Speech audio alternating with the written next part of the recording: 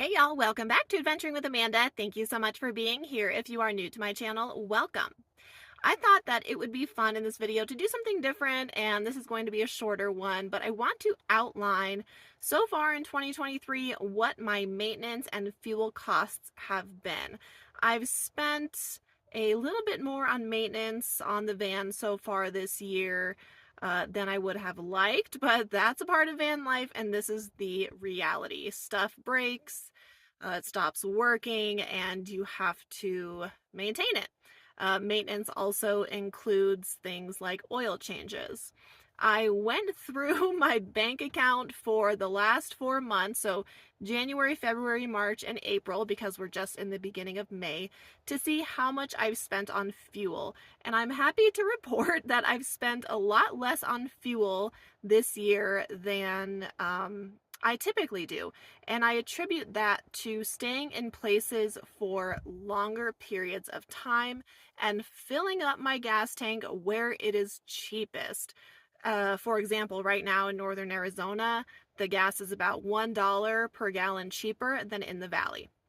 So to start with my maintenance costs, so far this year I've gotten 2 oil changes. One was at the beginning of January and one was at the end of March. So together combined, those cost me about $80. So not too bad. I go to my local Brakes Plus. They are awesome, and I always have like a coupon to use, or they give me a discount, so that works out really well. So my 2 oil changes, $80. Next, I needed new tires. If you guys remembered, I got a flat earlier this spring, so I purchased 2 new front tires. I got them from Discount Tire. I did not get the most expensive, but I didn't get the cheapest either. So for my tires with labor, it was about $412. Not something that I wanted to have to purchase, but tires are very important, and I'm glad that I got them because they actually kind of helped my alignment, and my van has been driving much better ever since.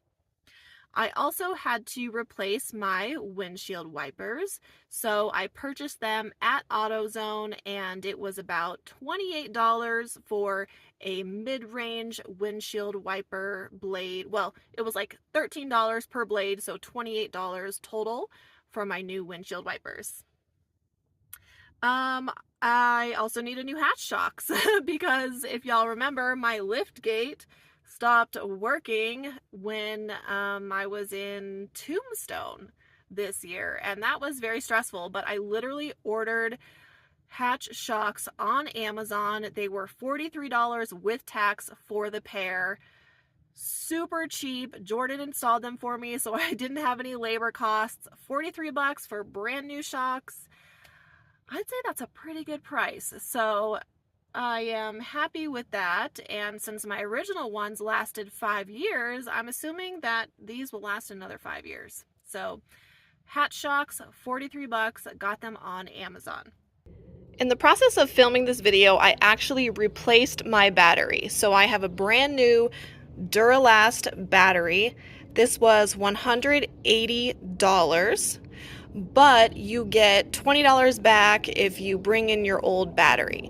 So ultimately, $160 for a new battery to go on top of all my maintenance costs. Now for my fuel cost. So like I said, I have not spent as much on fuel this year as I did last year. Now last year I was traveling around a lot more, staying somewhere, a few days at a time, and then moving, and I was back and forth a lot. I've spent so far this year a lot more time in one location, which has really helped.